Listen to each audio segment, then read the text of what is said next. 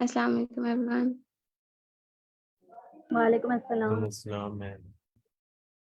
Alright, हम आज का सेशन स्टार्ट करते हैं। उससे पहले अगर कल वाले सेशन में से किसी को कोई क्वेश्चन है तो आप लोग पूछ लें।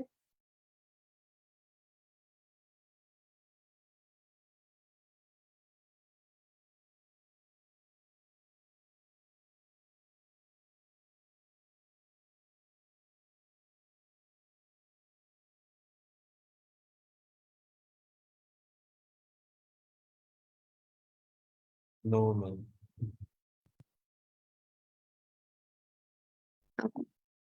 मेरी स्क्रीन सबको विजिबल है?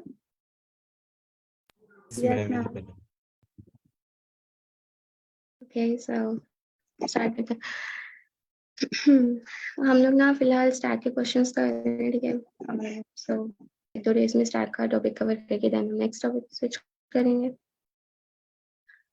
सो आज हमारा क्वेश्चन है move all adjacent duplicates in the string, ठीक है। क्वेश्चन की डिस्क्रिप्शन है कि you are given a string S, ठीक है, consisting of lower case English letters. So what we are given it is a string, ठीक है। A duplicate removal consist of choosing two adjacent and equal letters and removing them, ठीक है। हमने क्या करना है कि जो हमें स्ट्रिंग एस गिवन है ना, उसमें से हमने डुप्लीकेट्स को रिमूव करना है। डुप्लीकेट्स रिमूवल का उन्होंने बता दिया कि क्या होंगे, दो नंबर्स, दो करेक्टर जो कि एक साथ पढ़े हुए हैं, ठीक है, और वो बिल्कुल सेम है। लाइक दो एज जो है ना वो इकट्ठे पढ़े हुए हैं, या दो बी जो है वो इकट्ठे पढ़े हुए हैं। तो इस तरह की जो भी सिचुएशन हमारे पास आएगी ना, हमने उन करेक्टर्स को उस स्ट्रिंग में से रिमूव करना है। Next, we repeatedly make duplicate removals on s until we no longer can, ठीक है। तो अब जो स्ट्रिंग है ना उसके अंदर बहुत सारे करेक्टर्स गिवन है। हमने क्या करना है कि जितने भी ये जो उन्होंने ये चीज बताई है ना कि एडजेसेंट और इक्वल लेटर्स है, जितने भी करेक्टर्स का ये सिनेरियो बन रहा है ना कि दो करेक्टर्स पढ़े हुए हैं इकट्ठे और वो बिल्कुल सेम है, हमने क्या करना है कि उन्हें रिमूव कर देना है, ठीक है। और जितने भी डुप्लीकेट्स होंगे वो सारे के सारे स्ट्रिंग में से रिमूव। एट द एंड अब हमने रिटर्न क्या करना है, हमने जो है ना एक फाइनल स्ट्रिंग रिटर्न करनी है उन सारे डुप्लीकेट्स को रिमूव करने के बाद, ठीक है। और देन हम कह सकते हैं कि आंसर जो है वो यूनिक है, उसके अंदर जो है ना यूनिक करेक्टर्स पड़े हैं, या फिर एटलीस्ट उसके अंदर ये जो डुप्लीकेट्स की यहाँ पर कंडीशन बताई है ना, एडजेसेंट एलिमेंट पड़े हुए हैं, वो चीज जो ना एग्जिस्ट नहीं कर रही है इसके अंदर। सो क्वेश्चन सबको क्लियर है? वी हैव अ स्ट्रिंग जिसमें सॉरी मैम, केस आपकी आवाज़ है ना बहुत स्लो है। मेरी आवाज लो है? Yes ma'am. अब ठीक है? यस मैम, आप सुनिए। चलिए मैं क्वेश्चन को एक दफा रिपीट कर देती हूँ। क्वेश्चन जो है वो वेरी इजी। जी, तुम्हें पता कैसे चलेगा कि कौन से क्वेश्चन में हम लोगों ने स्टैक लगाना है या क्यू लगाना है, या इसको किस तरह सॉल्व? अच्छा, हमारे पास ना बहुत सारी स्ट्रक्चर्स हैं और बहुत सारी अप्रोच हैं, ठीक है। मतलब अब यही जो क्वेश्चन है ना, इसको मे बी आप एक लिस्ट यूज करके भी जो है ना सॉल्व कर सकते हो सकता है कि अगर आप एक डिक्शनरी यूज करो ना तो आप उससे भी सॉल्व कर लो। तो ये चीज मैटर नहीं करती कि आप किस तरह से सॉल्व करो, ठीक है। इसमें हमारे पास जो चीज मैटर करती है ना वो आती है उसकी टाइम और स्पेस कम्प्लेक्सिटी, ठीक है। अगर आप एक ऐसा डेटा स्ट्रक्चर यूज करते हो जो कि कम टाइम में काम को परफॉर्म करे, ठीक है, और ज्यादा कर रहे, तो वो जो प्रोग्राम होगा ना वो वाले सोल्यूशन में ज्यादा एफिशिएंट और ऑप्टिमल कंसिडर किया जाएगा।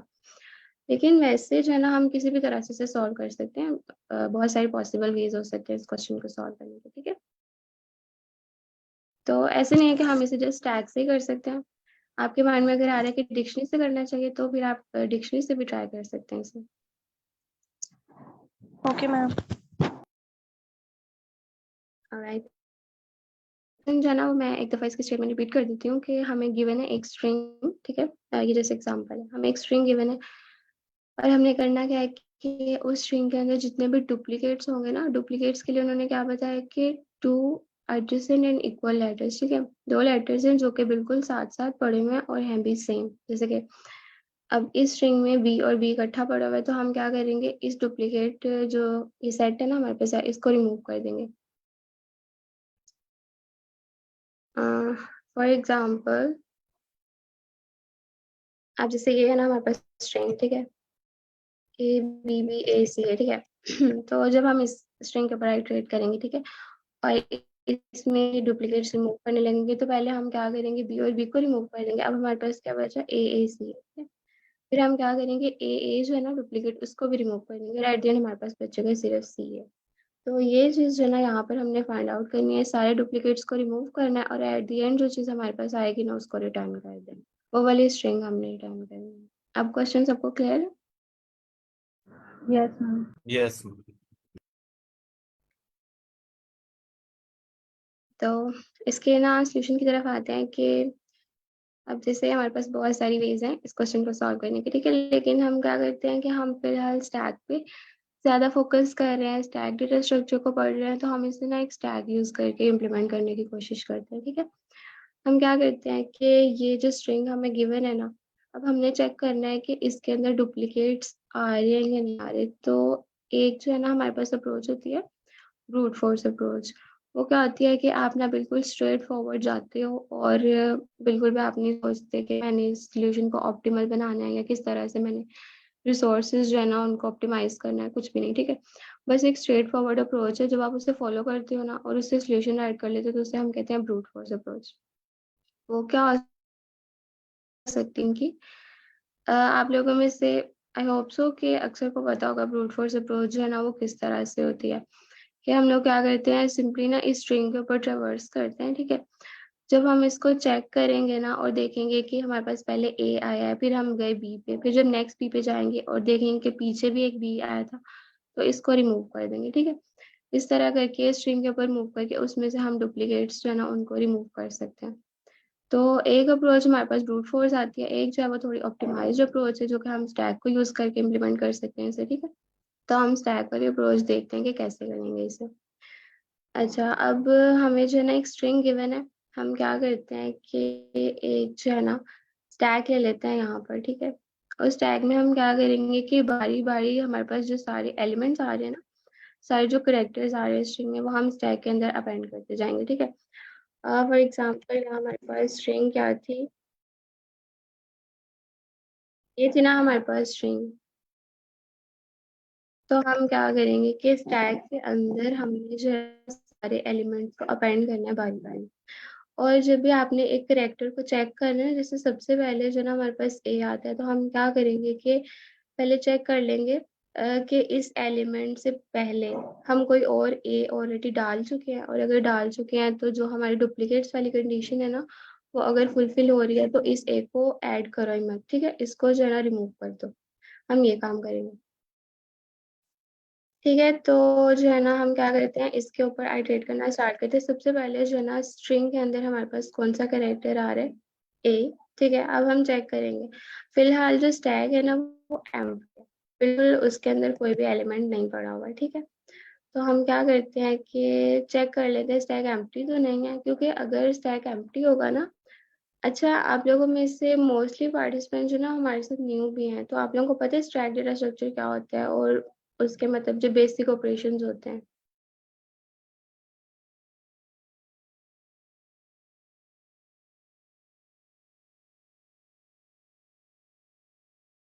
ओके, सो इसके लिए एक तो यह है कि आप जो हमारा है ना, ऑलरेडी हमने स्टैक के इंट्रोडक्शन पे ना एक सेशन किया हुआ है, ठीक है। उसमें सारा डिस्क्राइब किया था कि स्टैक क्या होता है और उसके जो बेसिक ऑपरेशंस होते हैं।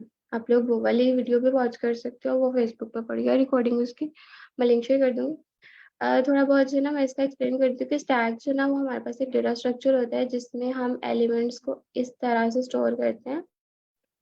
इसको कहते हैं last in first out manner, ठीक है। वो क्या होता है कि जो एलिमेंट लास्ट पे आया है ना, वो एलिमेंट सबसे पहले रिमूव हो जाएगा, ठीक है। इस तरह से जो है ना हम इसके अंदर एलिमेंट्स ऐड करते हैं।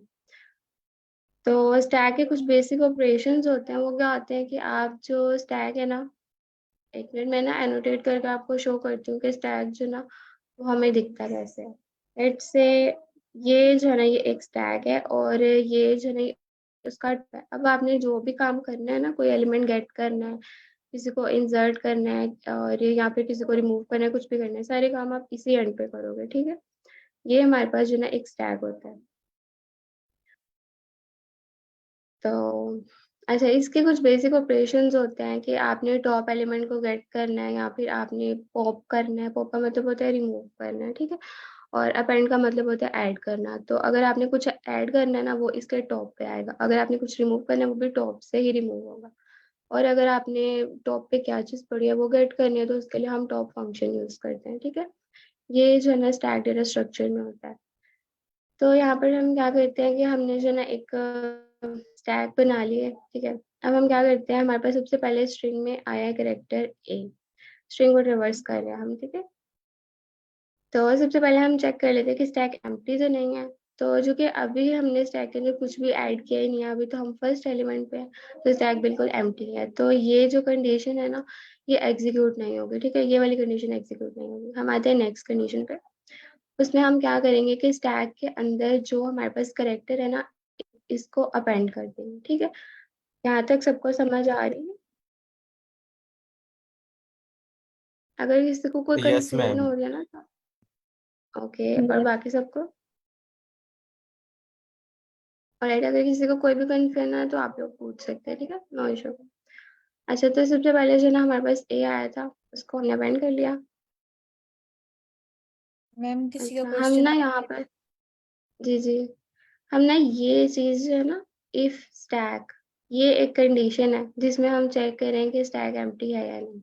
मैंने एक मिनट इसको एक्सप्लेन करती हूँ।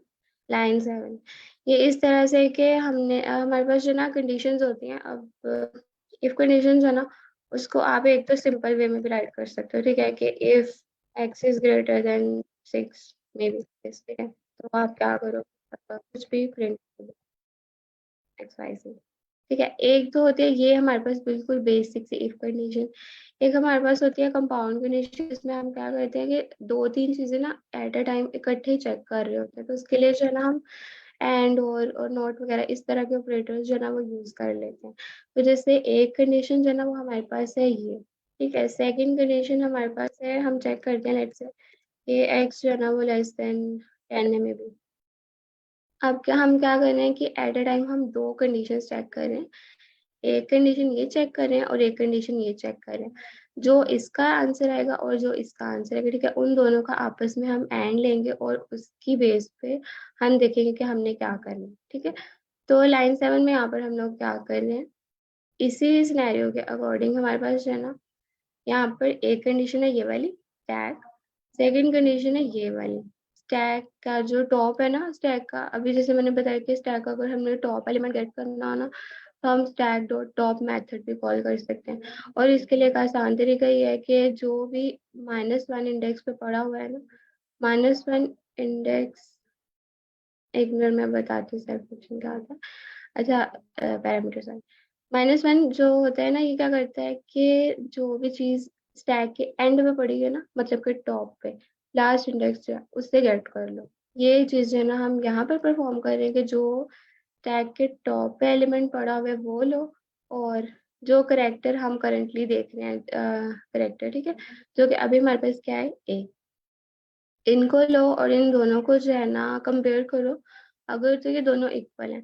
अब हम जब भी कोई कंपेरिजन वगैरह मेक करते हैं ना, तो हमारे पास कोई बूलियन रिटर्न होता है, आइदर इट्स ट्रू और फॉल्स, ठीक है। तो लेट्स से अभी तो स्टैक जो ना वो एम्प्टी पड़ा हुआ है, तो फिलहाल टॉप पे कुछ भी नहीं पड़ा हुआ है, तो ये वाली कंडीशन जो है ना एग्जीक्यूट नहीं हो रही। नेक्स्ट जब हमारे स्टैक में कुछ एलिमेंट्स आ जाएंगे ना, तो नेक्स्ट मैं ना अगेन इस कंडीशन को एक्सप्लेन करूंगी कि किस तरह से फिर ये वाली कंडीशन जो है ना ये ट्रू हो गई।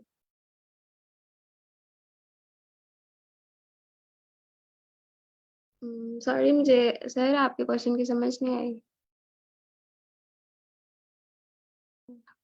स्टैक को एम डिजाइन किया है मैम ये इसलिए वो मैम ये कह रहा था कि क्योंकि हमने इफ कंडीशन में लगाई ना कि स्टैक हमारे पास एम्प्टी है, तो क्योंकि हम्म ऊपर हमने स्टैक को डिफाइन कर दिया ना कि वो खाली है हमारे पास, उसके अंदर वैल्यू नहीं है, तो इसलिए वो जी, ऑटोमेटिकली इधर से चेक कर देगा, ऐसे ही है।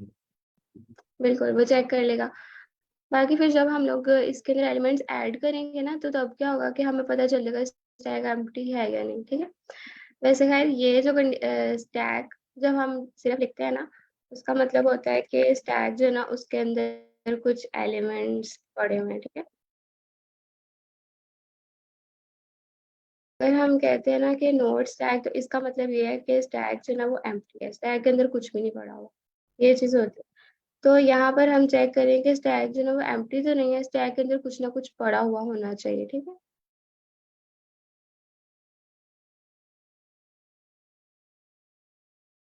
एग्जैक्टली हम ये चीज चेक कर रहे हैं। एक तो हम ये देख रहे हैं कि स्टैक जो है ना वो एम्प्टी नहीं है, ठीक है, उसके अंदर कुछ एलिमेंट्स पड़े हुए हैं, ये चीज। और अगर हम लिखते हैं ना नॉट स्टैक, उसका मतलब होता है कि हम चेक कर रहे हैं कि स्टैक एम्प्टी है, ठीक है। तब हमारे पास में भी कुछ इस तरह का सिनेरियो होता है कि हमने देखना है कि स्टैक जो ना अगर एम्प्टी है तो ही हमने इसके ऊपर कोई ना कोई ऑपरेशन परफॉर्म करना है। लेकिन यहाँ पर हमने कोई ऑपरेशन तब परफॉर्म करना है जब स्टैक के अंदर कुछ एलिमेंट्स पड़े हों, ठीक है। ओके। तो हम ये काम करेंगे। जी आपका कोई क्वेश्चन है? No ma'am.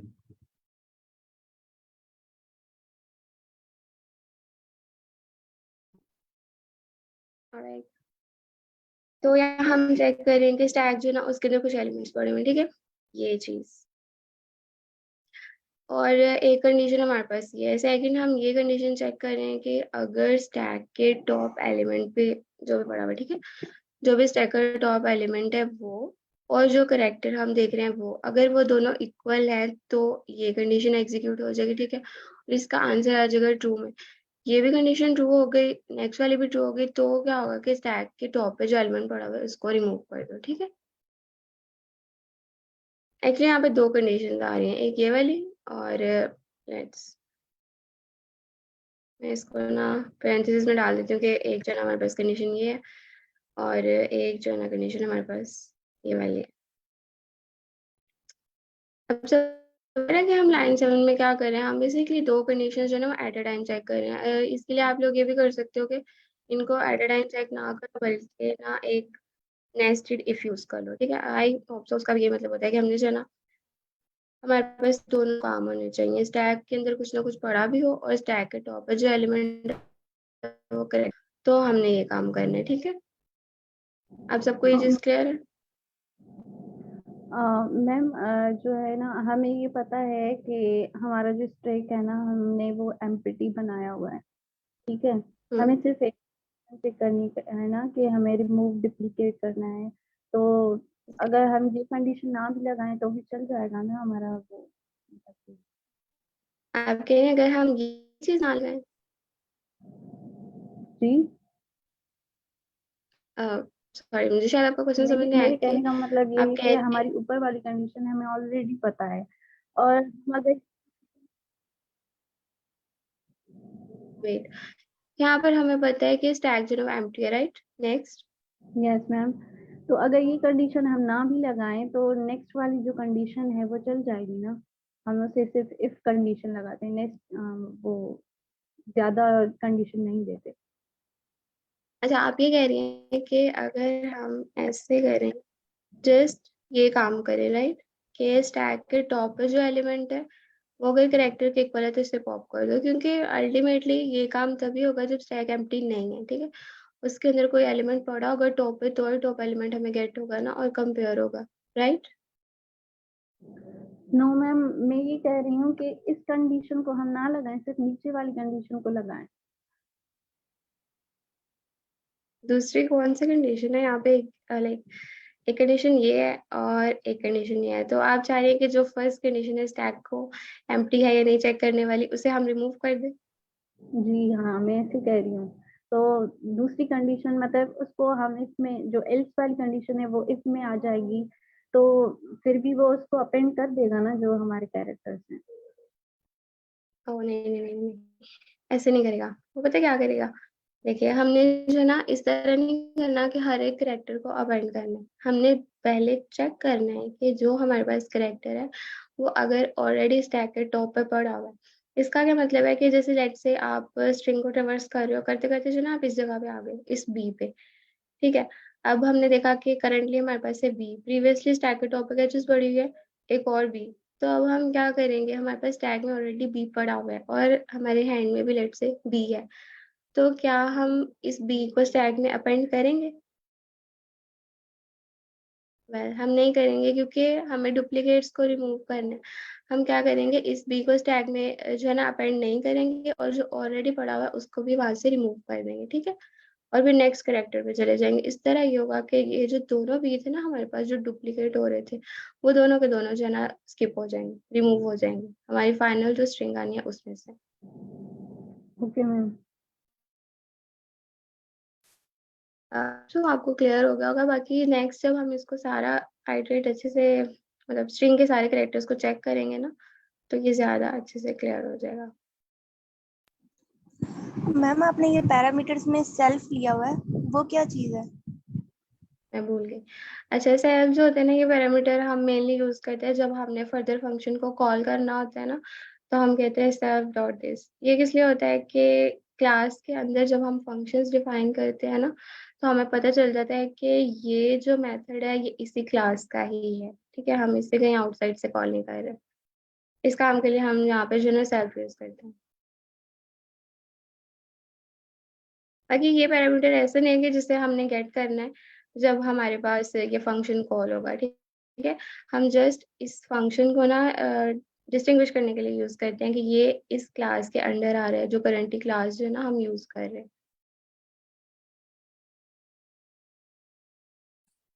मैम मैं एक बात ऐड करना चाहूंगी। हाँ बिल्कुल। मैम ना इस टाइम क्वेश्चन पे फोकस कर रही है, उनको ना इतना टाइम नहीं मिल रहा कि वो साथ चैट में देख सके आप लोगों की जो क्यूरीज हैं। फील फ्री, आपके लिए ही ये सेशन रखा गया है। आप लोग अपने माइक अनम्यूट करें और अपने ये बताएं कि हमें इस जगह से यहाँ पे ये चीज की समझ नहीं आ रही। इस तरह आप चैट में राइट करते रहते हैं और अगले को समझ ही नहीं आती कि वो क्या बता रहा है क्या नहीं। एट द सेम पॉइंट अगर आप क्वेश्चन करेंगे ना कि हमें यहाँ से समझ नहीं आई, वो उसी टाइम रोक के आपको वहां से डिटेल में डिस्कस करेंगे। आपको वहां से बेनिफिट होगा, आपको एक नया सवाल जहन में आएगा।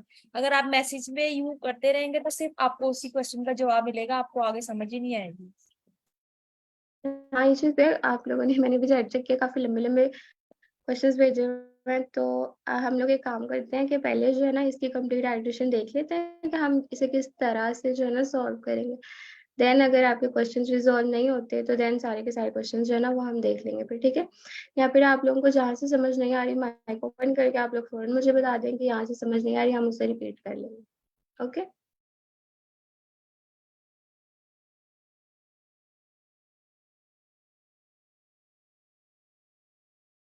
या बिल्कुल, ये चैट में जो कह रहे हैं आई गेस हम ऐसे करने वाले हैं कि पहले स्टैक को चेक किया और फिर उसका टॉप चेक किया कि जो करंट एलिमेंट है उसके इक्वल तो नहीं, अगर है तो रिमूव कर दो, अदरवाइज मूव नेक्स्ट। तो खैर सबसे पहले जो है ना हमारे पास था ए, ठीक है। सबसे पहले हमारे पास था ए। अब जो है ना हमने चेक करना है कि स्टैक के अंदर कुछ एलिमेंट्स पड़े हुए हैं, स्टैक एम्प्टी तो नहीं है, और सेकंड स्टैक के टॉप पे जो एलिमेंट पड़ा हुआ है ना वो करेक्टर के इक्वल है या नहीं। तो फिलहाल जो है ना स्टैक हमारे पास एम्प्टी था, तो ये कंडीशन जो है एग्जीक्यूट नहीं होगी। एल्स वाली कंडीशन एग्जीक्यूट होगी, उसमें हम क्या करेंगे कि स्टैक के अंदर इस करेक्टर को अपेंड कर देंगे यहाँ पे ए, ठीक है। ये अपेंड हो गया। अब नेक्स्ट जो है ना स्ट्रिंग में हमारे पास क्या चीज आ रही है, बी। अब हम बी को क्या करेंगे, सेम सिनेरियो जो है ना बी के लिए होगा। तो हम चेक करेंगे कि स्टैक के टॉप पे जो एलिमेंट है वो करेक्टर के इक्वल है।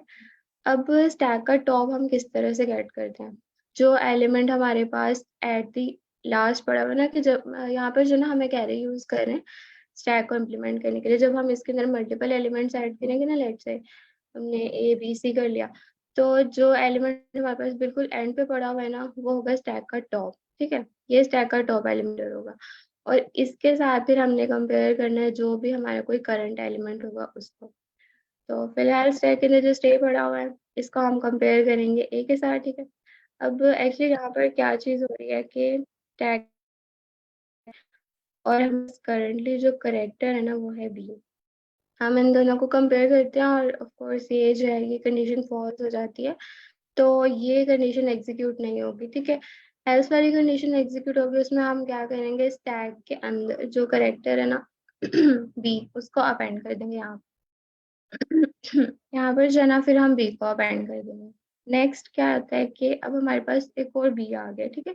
यहाँ पर वो चीज है कि हम लोग चेक करेंगे कि अगर तो बी जो है वो ऑलरेडी हमारे पास टैग में है, और डुप्लीकेट वाली जो इन्होंने यहाँ पे कंडीशन बताई है ना कि एडजेसेंट एलिमेंट्स पड़े हुए हैं और सेम सेम एलिमेंट्स है, ठीक है, उसको जो है ना हमने रिमूव करना है।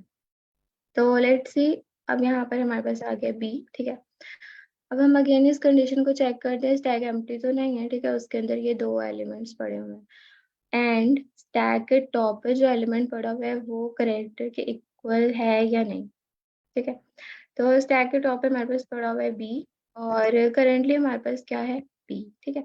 अब यहाँ पर ये कंडीशन एग्जीक्यूट हो गई कि हमारे पास स्टैक के टॉप पे बी पड़ा हुआ था और हमारे पास जो है ना बी करेक्टर आया, तो हम क्या करेंगे, ये कंडीशन एग्जीक्यूट होगी, स्टैक में से जो टॉप पे एलिमेंट पड़ा हुआ है ना वो रिमूव हो जाएगा, ठीक है। स्टैक के टॉप पे क्या चीज पड़ी है, बी, वो रिमूव हो जाएगी। इस चीज की सबको समझ लगी कि हम किस तरह से डुप्लीकेट्स को रिमूव करेंगे। Yes ma'am. Yes ma'am. Okay, सही हो गया। अब देखेंगे हमारे पास जो है ना एक भी आया था पहले, उसको हमने स्टैक में अपेंड कर दिया, ठीक है। फिर जब हमारे पास दूसरा भी आया ना तो हमने कंपेयर किया पहले उससे कि ये भी हमारे पास पहले तो नहीं है स्टैक में, अगर है तो इस बी को हम अपेंड नहीं करेंगे और एक तो इसको स्किप करेंगे, सेकंड जो स्टैक में ऑलरेडी पड़ा हुआ है ना उसको भी रिमूव कर देंगे, ठीक है। तो अब इस तरह हुआ कि हमारे पास ये जो दोनों बी थे ना, इन दोनों से हमें छुटकारा मिल गया, ये दोनों बी जो है ये रिमूव हो चुके हैं, ठीक है। फाइनल जो हमारे पास स्ट्रिंग आएगी, फिलहाल हम एक लिस्ट ले रहे हैं, ठीक है। तो उसके अंदर फिलहाल जस्ट ए पड़ा हुआ है। अब हम नेक्स्ट मूव करते हैं। तो अभी तक की जो हमारे पास एक स्ट्रिंग बनी है ना उसमें क्या है, ए पड़ा हुआ है, बी दोनों जो थे वो बीच में से रिमूव हो गए। जी सर फैसल, आपको कोई क्वेश्चन है? यस मैम, ये जो सेकंड इंडेक्स पे हमारे पास पहले इंडेक्स पे, हाँ दूसरे इंडेक्स पे बी पड़ा था वो तो हमने रिमूव कर दिया, मगर जो तीसरे इंडेक्स पे बी हम नया लेके आए थे वो किधर गया है? Alright, वो कहीं भी नहीं गया। हमने देखे उसके साथ कुछ भी नहीं किया। हमने क्या किया, हमने उसको पहले कंपेयर किया कि प्रीवियस बी जो है, मतलब प्रीवियस भी हमारे पास बी था ना और अब फिर हमारे पास बी आ गया। तो हमने क्या किया, जो प्रीवियस बी पड़ा हुआ था ना स्टैक में उसको पॉप कर दिया और इस बी का कुछ भी नहीं किया। एग्जैक्टली ये नहीं, इसकी होगा एज इट इज, ठीक है। तो इस तरह हमारे पास जो पहले भी पड़ा हुआ था वो भी रिमूव हो गया और जो ये भी था ये भी रिमूव हो गया। अच्छा एक चीज है कि ये काम ना हम मेन स्ट्रिंग में नहीं करेंगे, जस्ट ना मैं आप लोगों के अंडरस्टैंडिंग के लिए बता रही हूँ कि दोनों बी रिमूव हो गए तो अब हमारे पास स्ट्रिंग जब वो कुछ इस तरह से आ गई है, ये जो स्ट्रिंग है ना इसके अंदर हम चेंजेस नहीं करेंगे, ये स्ट्रिंग एज इट इज है। जो चीज हमें चाहिए ना वो हम एक फाइनल स्टैक जो है ना उसके अंदर स्टोर करें और एट द एंड स्टैक के अंदर जो चीज पड़ी होगी ना वो हम गेट करेंगे और वो रिटर्न करेंगे, ठीक है। ये जस्ट हम अंडरस्टैंडिंग के लिए देख रहे हैं कि स्ट्रिंग जो है ना उसमें से जब हमने दोनों भी रिमूव कर दिए तो पीछे जो है ना स्ट्रिंग हमारे पास कुछ इस तरह की बच जाएगी, ठीक है।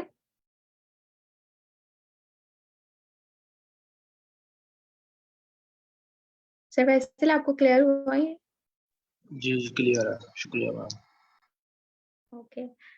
अच्छा अब हमारे पास नेक्स्ट क्या आता है, ये जो है ना कैरेक्टर्स हो गए। नेक्स्ट अब हमारे पास क्या है, ए, ठीक है। अब हम लेते हैं ए को और स्टैक जो है ना उसके अंदर जस्ट अब ए ही पड़ा हुआ है।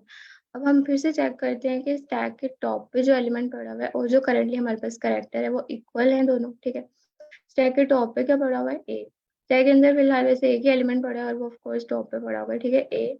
और करंटली जो एलिमेंट हम इनकाउंटर कर रहे हैं वो भी ए है। ये दोनों जो है ना हमारे पास इक्वल आ गए, ये कंडीशन अगेन एग्जीक्यूट हो जाएगी और हम क्या करेंगे, स्टैक डॉट पॉप स्टैक में से उस एलिमेंट को रिमूव कर देंगे, ठीक है। ये वाला जो एलिमेंट था ना एक, वो भी स्टैक में से रिमूव हो गया।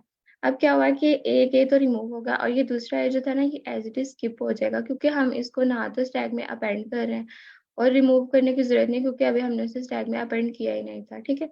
तो ये एज इट इज जो है ना यहाँ से स्किप हो जाएगा, ठीक है। अब हमारे पास क्या हुआ कि ये चारों जो डुप्लीकेट्स थे ना, 2 ए और 2 बी, वो दोनों रिमूव हो गए। अब हमारे पास स्ट्रिंग के अंदर ये 2 करेक्टर्स बचे हैं सी और ए, ठीक है। अब हमने इनको ट्रेवर्स करना है तो लेट्स सी। अब हमारे पास आया है सी। अच्छा यहाँ तक हमने जो ना 2 डुप्लीकेट पेयर जो थे ना उनको रिमूव किया है, तो वो चीज सबको क्लियर है? इसमें यस मैम। ओके। अच्छा नेक्स्ट है ना हमारे पास आ गया अब सी स्ट्रिंग के अंदर। तो अब हम अगेन चेक करेंगे कि स्टैक हमारे पास एम्प्टी है या नहीं, ठीक है। तो स्टैक जब एम्प्टी पड़ी है तो क्या होगा कि नेक्स्ट कंडीशन जो है ना वो एग्जीक्यूट नहीं होगी। हमारे पास जो है ना इस कंपाउंड कंडीशन का एक फायदा ये भी हो जाता है कि हम जब एक कंडीशन हमारे पास फॉल्स हो गई है तो नेक्स्ट जो है उसमें भी ऑटोमेटिकली वो ट्रू होते हैं या फॉल्स होती है। एंड ऑपरेशन यूज करें ना तो रिजल्ट में हमारे पास फॉल्स ही आना है और इस कंडीशन एग्जीक्यूट नहीं होना, ठीक है। ये चीज हमें पता चल जाती है। तो हम क्या करेंगे, हम चेक करेंगे स्टैक जो है वो एम्प्टी तो नहीं है, और इट इज एम्प्टी, तो ये कंडीशन एग्जीक्यूट नहीं होगी।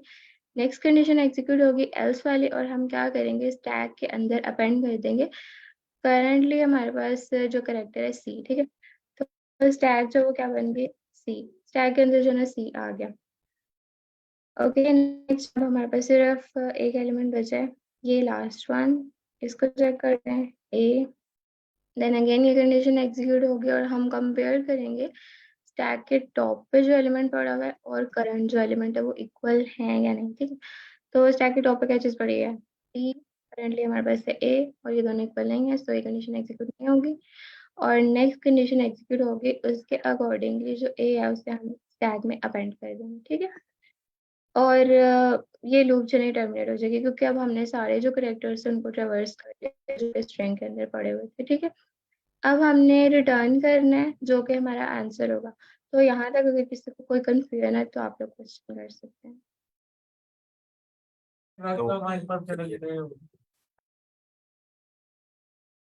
जी क्लियर है। ओके, अगर किसी का कोई क्वेश्चन है तो आप लोग जो है ना पूछ सकते हैं, वैसे चैट बॉक्स में भी शेयर कर सकते हैं। मिस हम ना अगर कोई क्वेश्चन हो ना तो फिर आप मुझसे शेयर कर दीजिएगा, ठीक है। मैम एक अच्छा नेक्स्ट क्वेश्चन है नहीं ना, है, बहुत सारे हैं। अच्छा जी बता दें आप, फिर। अच्छा मैं वन बाय वन करके बताती हूँ एंड यू कैन आंसर। ऐसा एक सबसे मिनट, पहले ना ये रिटर्न कर लेंगे, हम रिटर्न कैसे करते हैं, ठीक है, क्वेश्चन कंप्लीट हो जाएगा।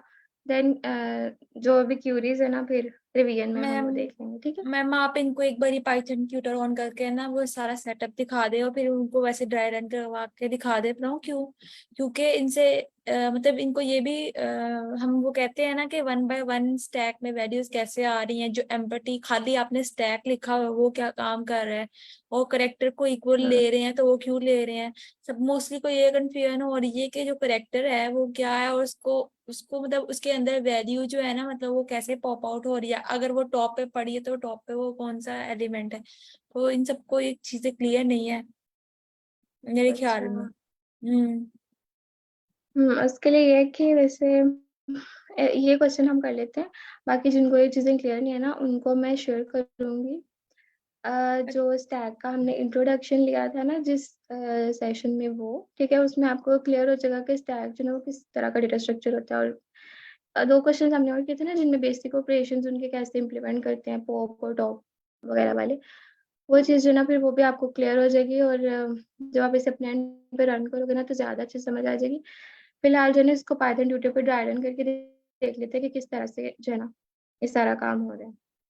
पाइथन ट्यूटर जो है ना वो बेसिकली एक डिबगर है, अगर किसी को नहीं पता हो तो, जहाँ पर ना आप लोग कोड डिबग कर सकते हैं, मतलब वन बाय वन उसकी लाइन की एग्जीक्यूशन चेक कर सकते हैं कि उसके अंदर कैसे वैल्यूज रखी जा रही हैं, कैसे प्लेस है और आप लोग कैसे इस्तेमाल कर रहे हैं। सो आप इसको एक बार देख लें और आपको आहिस्ता आहिस्ता समझ आएगी इस कोड को देखने के बाद कि अब कैसे कैसे वो वर्क हो रहा था।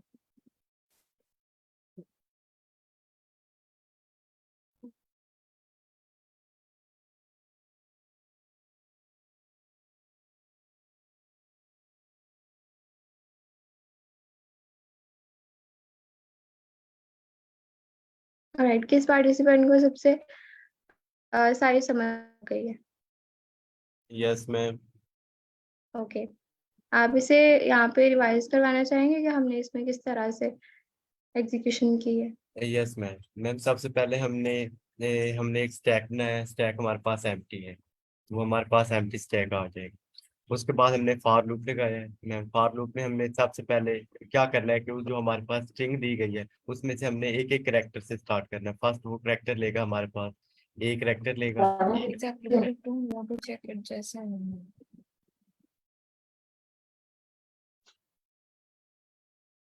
मैं करूँ?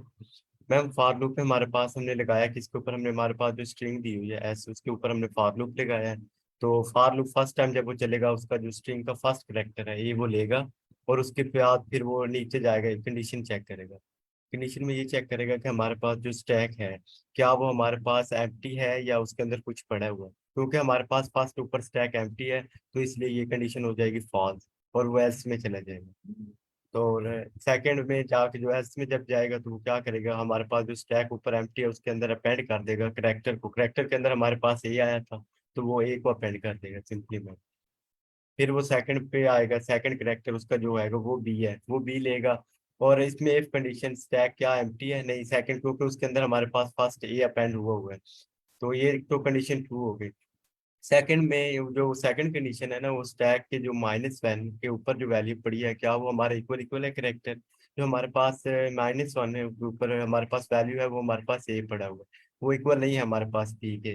तो क्योंकि फर्स्ट कंडीशन तो ट्रू थी लेकिन सेकंड फॉल्स हो गई, तो ट्रू फॉल्स फॉल्स एंड में हमारे पास दोनों कंडीशन अगर ट्रू होंगी तो फिर वो रन करेगा, अदरवाइज नहीं। तो ये कंडीशन हमारे पास फॉल्स हो जाएगी तो वो नीचे हमारे पास एल्स कंडीशन में मूव करेगा और ये हमारे पास जो सेकंड करेक्टर है बी उसको अपेंड कर देगा। अब फिर वो आएगा, फिर वो फॉर लूप चेक करेगा कि इसके अंदर हमारे पास थर्ड करेक्टर क्या है, हमारे पास बी पड़ा है। सेफ ने चेक किया कि क्या हमारे पास स्टैक एम्प्टी है, नहीं हमारे पास स्टैक के अंदर ऑलरेडी ए और बी पड़ा है, ये कंडीशन हो गई ट्रू। फिर वो चेक करेगा क्या हमारे पास जो स्टैक है उसकी जो -1 पोजीशन है कि उसकी वो इक्वल है हमारे पास जो करेक्टर हमारे पास आया है। करेक्टर में हमारे पास बी आया था और हमारे पास जो -1 है उसके ऊपर भी हमारे पास बी ही पड़ा है। तो ये दोनों कंडीशन ट्रू हो गई तो देन वो इसके अंदर मूव करेगा और वो क्या करेगा, तो जो हमारे पास -1 पोजीशन के ऊपर जो पॉप का फंक्शन होता है ये ऑलरेडी यही वर्क करता है कि हमारे पास जो -1 पोजीशन लास्ट पोजीशन के ऊपर जो भी वैल्यू पड़ी होता है उसको वो रिमूव करवा देता है। ये रिमूव करेगा फिर वो आएगा फॉर लूप पे। फिर उसने चेक किया हमारे पास जो करेक्टर है वो ए आया है, क्या ये हमारे पास इफ स्टैक एम्प्टी, नहीं स्टैक एम्प्टी नहीं है उसके अंदर ऑलरेडी ये पड़ा है। फिर वो चेक करेगा क्या कि -1 पोजीशन के ऊपर क्या पड़ा है, ये पड़ा है। वो ऊपर वाले एक जो हमारे पास करेक्टर में आया है इन दोनों को कंपेयर करेगा, जी कंडीशन ट्रू है तो फिर वो ए को भी पॉप कर देगा सिंपली। अब वो जिसने पॉप कर दे तो हमारे पास स्टैक हो गया एम्प्टी। अब वो करेक्टर के अंदर ले गया सी, सी आ गया करेक्टर के अंदर, उसने चेक किया कि हमारे पास स्टैक एम्प्टी है, जी बिल्कुल अब स्टैक के अंदर हमारे पास कोई वैल्यू नहीं पड़ी तो ये कंडीशन हो जाएगी फॉल्स। क्योंकि एंड वर्क ही उस कंडीशन में करता है जब दोनों ट्रू, एक भी फॉल्स हो गई सेकंड हमने चेक भी नहीं कर ली वो ऑलरेडी फॉल्स हो जाएगी। तो वो एस के पार्ट में चले जाएगा, एस में जाकर वो क्या करेगा, सिंपली हमारे पास जो करेक्टर आया है उसको स्टैक के अंदर अपेंड कर देगा। ये हमारे पास सी आ गया।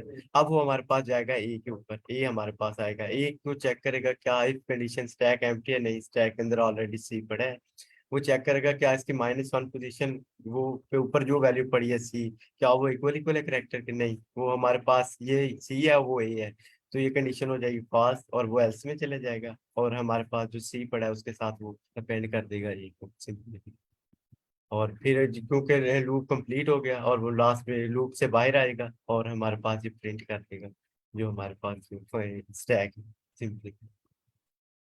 जबरदस्त, बिल्कुल ऐसे ही है। अच्छा, अब सबको क्लियर है? Yes ma'am. 11 वाली लाइन दोबारा एक दफा बताएं, 11 लाइन। कौन सी लाइन? ये रिटर्न का वाली। क्या है, सॉरी मुझे समझ नहीं आई। कौन सी लाइन रिपीट करने का आप ये कह रहे हैं? ये रिटर्न वाली लाइन एक दफा बता दें, इसमें ये ओह जो हाँ, इसका दो तो कॉलम लिए हैं। भी बताना था। ओके, इसमें हम पता है क्या कर रहे हैं कि जो हमारे पास अब सेकंड हमारे पास पड़ा हुआ था सी और ए, है ना, ये दो चीजें हमारे पास पड़ी थी स्टैक में। तो अब हम क्या करेंगे, स्टैक के अंदर ये दो एलिमेंट्स पड़े हुए हैं, ठीक है, इनको ज्वाइन कर दो। ज्वाइन मेथड जो है ना वो क्या करता है, उसके अंदर ना हम कोई आइट्रेबल पास करते हैं और वो उसके अंदर जितने भी एलिमेंट्स पड़े होते हैं उनको लेते हैं, ठीक है, और उनको इकट्ठा कर देता है। और यहाँ पर हम मेंशन करते हैं कि हमें किस फॉर्मेट में चाहिए, हमें एक स्ट्रिंग में चाहिए, ठीक है, हमने कोड साथ में लगाई है। और यहाँ पर जो है ना हम मेंशन कर सकते हैं कि हमें जो एलिमेंट्स है ना उनके दरमियान में क्या चीज़ रखनी है, नहीं है यहाँ पर कोई अंडरस्कोर डालना है कुछ भी।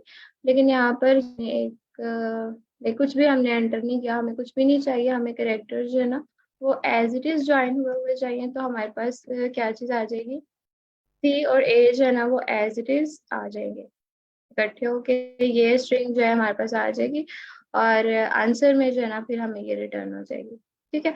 ज्वाइन फंक्शन सिंपली एक आइटरेबल को लेता है, उसके अंदर जितने भी एलिमेंट्स पड़े ना उनको ज्वाइन कर देता है। ये काम होता है ज्वाइन फंक्शन का। Now it's clear? Yes clear है। जी सर, अली आपका कोई क्वेश्चन है? आपका हैंड रेज है। जी ma'am, first of all thank you so much, आपने इतना से एक्सप्लेन किया। अब मैम मेरा एक क्वेश्चन है कि अगर हम इनपुट टेस्ट केस बदल सकें तो क्या हम ऐसा कर सकते हैं ए बी और फिर ए बी, यानी कि एडजेसेंट डुप्लीकेट्स होने के बजाय सिर्फ डुप्लीकेट्स की बात कर रहे हैं। अच्छा, हमारे पास ना एक क्वेश्चन की जो स्टेटमेंट है ना उसके अकॉर्डिंगली हम काइंड ऑफ बाउंड है कि हमने इसका ही, ये जो क्वेश्चन है ना इसका ही सोल्यूशन बताना है, ठीक है। तो लेकिन अगर आप ये चाह रहे हैं कि हम टेस्ट केसेस चेंज कर लें या फिर हम क्वेश्चन की स्टेटमेंट ही चेंज कर लेंगे।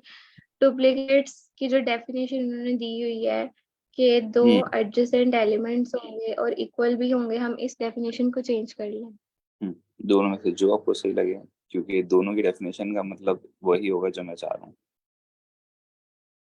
अच्छा, तो फिर आप ऐसे कर सकते हैं कि एक क्वेश्चन राइट करें और लीड कोड को रिक्वेस्ट करेंगे वो उससे ऐड कर ले, क्योंकि क्वेश्चन में तो ये चीज़ है जो हमें यहाँ पर गिवन है, मतलब जो क्वेश्चन में गिवन है ना बेसिकली हमने उसके अकॉर्डिंगली कोई ना कोई सोल्यूशन जो है ना प्रपोज करना है। तो हम कर ये सकते हैं कि इस सोल्यूशन को थोड़ा ऑप्टिमाइज कर सकते हैं, कोई और डाटा स्ट्रक्चर्स यूज करके हम कोशिश कर सकते हैं इसे लेस टाइम में रन करने की, या फिर हम अपने कुछ जो भी टेस्ट केसेस है ना वो ऐड कर सकते हैं अपनी मर्जी से। बाकी जहाँ तक क्वेश्चन स्टेटमेंट की बात है ना हम उसे चेंज नहीं कर सकते। अच्छा मैम, अगर हम ये करें कि हम लाइन नंबर 6 पर आ जाएं और लाइन नंबर 6 पर जो आपने just for the running this test case हम सिर्फ ये कर रहे हैं कि हम ये एंड के बाद जो है ना स्टैक के लास्ट एलिमेंट के बजाय हम ये कहते हैं 4 इन स्टैक। अच्छा, इससे पता क्या होगा? लेट्स इससे के अच्छा मैं बताती हूँ ना इससे क्या होगा। ये तो हमारे पास फाइनल था ना जो बड़ा होता है स्टैक में। लेट्स सपोज हम कहते हैं कि स्टैक के अंदर जो है ना मल्टीपल एलिमेंट्स से मे बी इस तरह के किसी सिनेरियो में, ठीक है। तो इससे ये हो रहा है कि जो डुप्लीकेट वाली कंडीशन क्वेश्चन में थी ना वो भी सेटिस्फाई नहीं हो रही, क्योंकि दोनों एलिमेंट्स इकट्ठे नहीं आ रहे बल्कि थोड़ी स्पेस दे के आ रहे हैं, बीच में कुछ और एलिमेंट्स भी आ रहे हैं, ठीक है। अगर इस तरह का कोई सिनेरियो हो जाए और अब हमारे पास लेट से आया है यहाँ पर बी, नहीं हमारे पास आया है सी लेट से, और हम चेक करते हैं कि स्टैक, आपने कहा ना कि हम चेक करते हैं character in stack, right. Yes, हम कहते हैं कि ये जो चीज है ना ये स्टैक के अंदर है या नहीं। तो उससे पता क्या होगा, मे बी वैसे आई डोंट नो कि स्टैक का ऐसा ऑपरेशन होता है नहीं जिसमें हम उसको सारे को ट्रेवर्स करके चेक कर ले उसके अंदर ये एलिमेंट है या नहीं, बट मे बी ऐसा कोई होता हो और आप एक ये बार रन एग्जीक्यूट करके हो जाता देखें। है लेट से, ठीक है।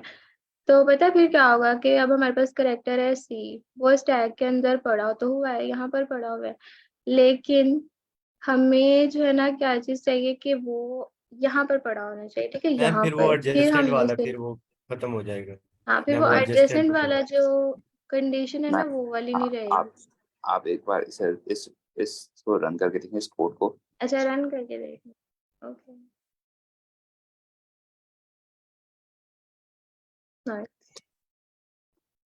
सही है मैम।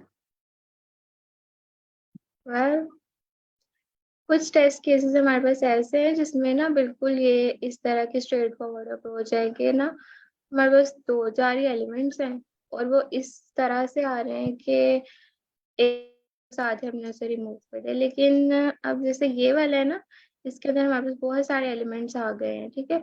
तो इस तरह के सिनेरियोस में फिर ये वाली अप्रोच जो है ना ये काम नहीं करेगी, ये होता है। सही मे सही। भी और केसेस हो जिनमें ये शायद ना रन करे। मैम तो मैम इसमें जी एक ये अप्रोच नहीं यूज कर सकते हम कि जो ये हमें इनपुट दी हुई है स्ट्रिंग में उसको हम सॉर्ट कर लें और फिर ये वाली अप्रोच यूज कर लें, तो वो हम सॉर्ट करेंगे तो वो एडजेसेंट हो जाएंगे एलिमेंट्स एंड फिर हम पॉप कर लेंगे जिस तरह अभी किया हमने। इनके एडजस्टमेंट अंदर करनी सॉर्ट नहीं है, नहीं वो होता, एडजस्टमेंट ना स्ट्रिंग गिवन के अंदर होंगे। सॉर्ट होते ही नहीं। अच्छा देखिए, एक चीज जो है ना हमें करना है कि हमें ये सिचुएशन गिवन है कि आपके पास ये स्ट्रिंग है, ठीक है, इसके अंदर देखो जो डुप्लीकेट्स पड़े हुए हैं ना, इस कंडीशन को जो सेटिस्फाई करे उनको रिमूव कर दो। अब अगर हम इसे सॉर्ट करेंगे ना, तो ये जो 3 है ना टोटल, ये फर्स्ट पे आ जाएंगे, जो बी है वो बाद में, और सी जो उससे बाद में कुछ इस तरह का हो जाएगा। तो हमें ये चीज तो नहीं चाहिए, हमें जस्ट चाहिए कि जिस तरह से ये पड़े हुए हैं ना इसी तरह रिमूव कर दो। यानी कि लास्ट में एडजेसेंट ही होने चाहिए तभी जाके रिमूव होंगे, राइट? या थैंक यू मैम। थोड़ा थैंक यू। हाईलाइट भी किया वैसे, शायद ये ज्यादा इम्पोर्टेंट है। you're welcome। अच्छा, ये था स्टैक के टॉप पे हम सेट कर रहे हैं इसे। अच्छा, किसी और का कोई क्वेश्चन?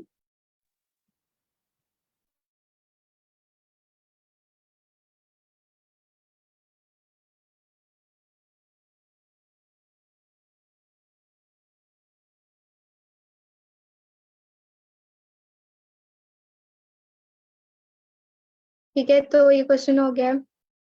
मिस मुस्कान मुझे बताएंगी कि कितना टाइम रहता है सेशन में। हम नेक्स्ट क्वेश्चन स्टार्ट कर लेंगे। मैम 10 मिनट्स अभी पड़े हुए हैं, आप कर सकती हैं। नेक्स्ट क्वेश्चन जो है ना वो हम देख लेते हैं कि क्या है। सॉल्यूशन उसका कल कर लेंगे। ओके। अच्छा, प्रीवियस क्वेश्चन सबको क्लियर है ना? इसकी टाइम कॉम्प्लेक्सिटी ऑफ एन होगी क्योंकि हम जस्ट एक लूप यस यूज मैम। करें जो कि एक ही दफा इटरेट करिए सारे, और फाइनल में हमारे पास आ रहे थे यहाँ पर सी और ए। अच्छा, तो नेक्स्ट क्वेश्चन है हमारे पास डिकोड स्ट्रिंग। जी मैम मैम हमें कैसे जी। पता चलता है कि कोड की टाइम कॉम्प्लेक्सिटी क्या है और स्पेस कॉम्प्लेक्सिटी क्या है? इसका एक आसान तरीका है कि आप सॉल्यूशन उठाएं और उससे गूगल कर लेंगे इसकी टाइम और स्पेस कॉम्प्लेक्सिटी क्या है। और एक दूसरा तरीका है कि आप जो है ना चेक करें इसके अंदर हमने जो है ना क्या क्या इंस्ट्रक्शंस परफॉर्म किया, ठीक है। तो हमने ऐसे होता है कि जब हम एक फॉर लूप यूज करते हैं ना, तो फॉर लूप सारे करेक्टर्स को एक एक दफा चेक करती है। तो लेट्स से स्ट्रिंग के अंदर अगर n नंबर ऑफ करेक्टर्स थे तो n टाइम ये लूप रन होगी, ठीक है। तो जो उसकी टाइम कॉम्प्लेक्सिटी है वो आ जाएगी। टाइम और स्पेस कॉम्प्लेक्सिटी बेसिकली होता ही है कि जब आपने एक प्रोग्राम राइट किया है ना ये सारा, ठीक है, ये कितना टाइम लेगा रन होने में। और नॉर्मली हम इसे देखते हैं वर्स्ट केस में कि अगर जो उनसे आपकी रिक्वायरमेंट है वो बिल्कुल एंड पे जाके सेटिस्फाई होती है, तो उसके लिए आपको कितना टाइम लगेगा। सिमिलरली स्पेस होती है कि आप मैक्सिमम कितनी स्पेस यूटिलाइज करें, जैसे हम यहाँ पर एक स्टैक यूज कर रहे हैं और बस हम ये चीज यूज करें, ठीक है। स्टैक का एक हमने यहाँ पर डेटा स्ट्रक्चर जो है ना वो क्रिएट किया है एलिमेंट्स को ऐड करने के लिए, तो ये उसके स्पेस में ऐड अप हो जाएगा। क्लियर? Thank you ma'am.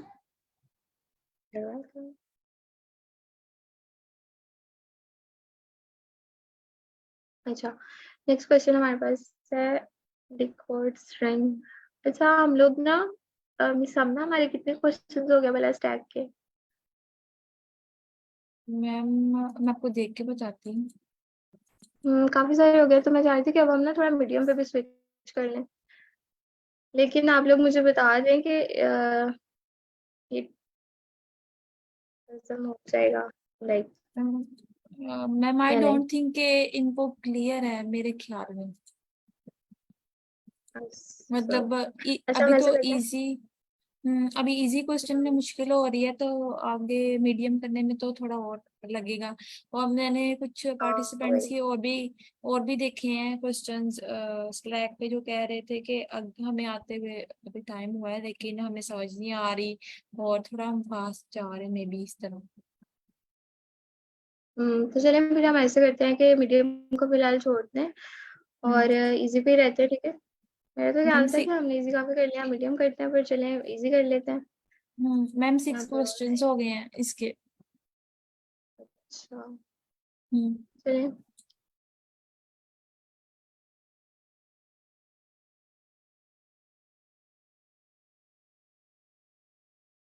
फिर एक काम करते हैं कि ना स्टैक के इजी जो क्वेश्चंस है ना वही नेक्स्ट 2 to 3 days तकरीबन ना सॉल्व करते हैं, ठीक है। नेक्स्ट क्या ख्याल है पार्टिसिपेंट्स का, हमें मीडियम पे स्विच करना चाहिए या नहीं?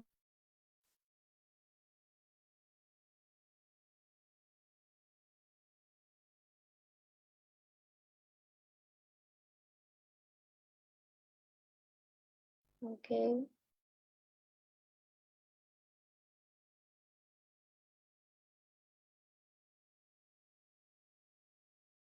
मैम मोस्टली का सजेशन यही है कि हमें अभी इजी पे ही रहना चाहिए। हाँ चलिए फिर इजी कर लेते हैं, और ये फिलहाल बिल्कुल भी लोड नहीं हो रहा तो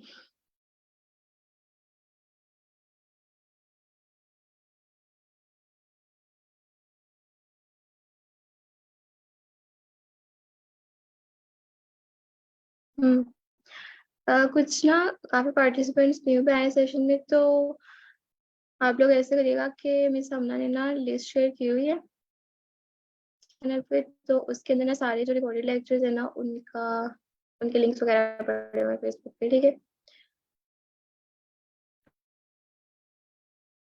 मैम एक बात मैं ऐड करूंगी यहाँ पे।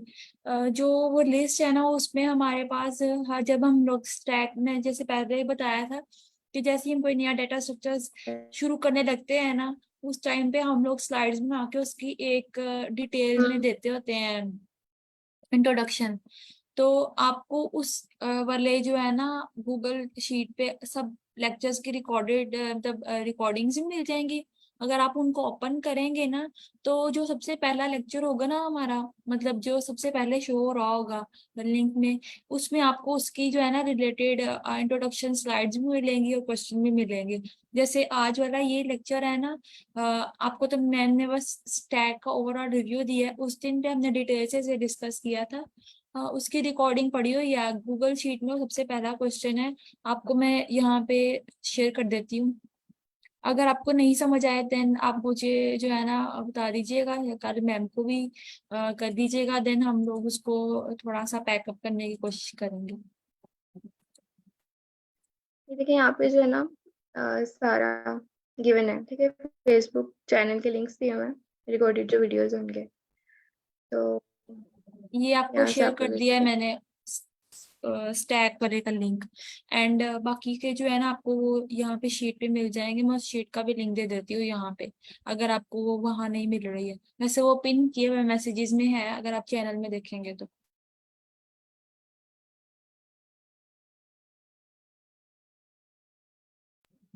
मैम अगर किसी से कोई जनरल क्वेश्चन नहीं है तो मैं मीटिंग एंड कर दूं। कितना टाइम है? We have only remaining 4 minutes.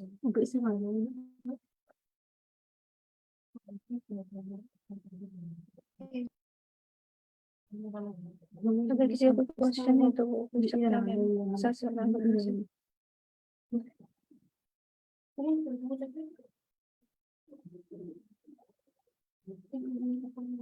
Okay then अल्लाह हाफिज एवरीवन, सी यू टुमारो। ये दो नहीं दे रहे हैं।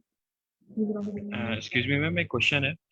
जी जी मुझे ये बताइएगा कि अगर प्रोग्रामिंग क्लियर है और ऊप अभी स्टार्ट करनी हो तो डीएस से साइड बाय साइड आपकी वीडियोस देख के कर लें कवर, या पहले ऊप पर है? आपको ऊप देखने की जरूरत नहीं है। अगर आपको पाइथन आती है ना सिंपल बेसिक उसकी तो आप जंप कर सकते हैं यहाँ पे। वो तो ऊप तो उसके अंदर तो दूसरे टॉपिक्स आ जाते हैं ना, इनहेरिटेंस इनकैप्सुलेशन वगैरह डाटा हाइडिंग वो सब कुछ उसमें आ जाता है। लेकिन इसके अंदर फिलहाल हमारे पास ऐसा इस्तेमाल नहीं हो रहा डेटा स्ट्रक्चर्स में। मोस्टली जो है ना पाइथन की बेसिक्स फंक्शंस उसके सिंटैक्स लूप्स और जो कंडीशंस है वो इस्तेमाल हो रही हैं। तो अगर आपने ऊप नहीं की हुई तो फिर उसका भी सेशन आगे जाके जो है ना वो चलने लगा है, ठीक है? लेकिन वो 3 PM पे होगा, ये 12 PM पे होगा, तो आपको ये बेनिफिट होगा आप एक दिन में दोनों सेशन दे सकते हैं। अगर आप यहाँ पर नहीं ले पाए तो आपके पास उस टाइम पे रिकॉर्डिंग भी पड़ी होती है FB पे, आप वहाँ पे भी देख सकते हैं। मैम सी सी लैंग्वेज में की है प्रोग्रामिंग फंडामेंटल, और सी प्लस प्लस में ऊप पढ़ूंगा, तो पाइथन पे अभी हैंड्स ऑन एक्सपीरियंस नहीं है। लेकिन इसके लिए फिर पाइथन सीख के हम डीएसए पे आप कह रही हैं डायरेक्ट जंप कर सकते हैं, कोई प्रॉब्लम नहीं है, आप ये कह रही हैं? अगर आपने C++ की हुई है तो आप उससे भी कर सकते हैं, ठीक है? सी लेकिन की हुई है सी। चलो सी की हुई है, उससे भी कर सकते हैं, पर मोस्टली पता है क्या होता है, हम लोग पाइथन इसलिए सजेस्ट करते हैं क्योंकि अगर आप देखेंगे ना as compared to other languages, इसका सिंटैक्स छोटा होता है और हमें समझने में भी आसानी होती है इसे सॉल्व करने में। तो इसीलिए हम लोग जो है ना इसको पाइथन को ज्यादा प्रेफर करते हैं, और आजकल मोस्टली पाइथन ज्यादा इस्तेमाल हो रही है क्योंकि इसका सिंटैक्स जो है वो ईजी है। अगर आपको से उसमें आपका जो हाथ है वो सेट नहीं है, तो उसके लिए 3 PM पे होता है सेशन रोज ही पाइथन बेसिक का बिगनर्स के लिए, आप वो भी देख सकते हैं। मैम मैंने अभी लास्ट नाइट ही ज्वाइन किया है सारा सिनेरियो, जो डॉक्टर जफर शाहिद साहब का इनिशिएटिव है, काफी अच्छा लगा, सारे कोर्सेज हैं गिवन, और इसकी जो लाइव रिकॉर्डिंग्स होती हैं वो बाद में फेसबुक में, तो यूट्यूब पे ये लोग अपलोड नहीं करते, मैंने हर जगह देख लिया, यूट्यूब पे नहीं किया हुआ। तो ऐसा कोई चैनल नहीं है आप लोगों का यूट्यूब पे जिसमें आप रिकॉर्डिंग अपलोड करते हो? नहीं, हमारे पास यूट्यूब पे तो नहीं होता, पर फेसबुक पे आपको सब कुछ मिल जाता है। आप वहां पे देख सकते हैं। और अगर आप सर्च करेंगे ना इसको तो वो भी मिल जाते होते हैं, और प्रीवियस जितने भी अभी तक हमारे सेशंस गए हैं ना उनके भी रिकॉर्डिंग मिल जाएगी आपको। तो मैम ये आपकी जो इनिशिएटिव है ये अभी थ्रू आउट द ईयर चलता रहेगा, मतलब यूनिवर्सिटीज वगैरह जो टाइम क्लैश वगैरह होता है उसके दरमियान भी आपका सेम रूटीन होगी जो गूगल कैलेंडर आप लोगों को वेबसाइट पे अपलोडेड है?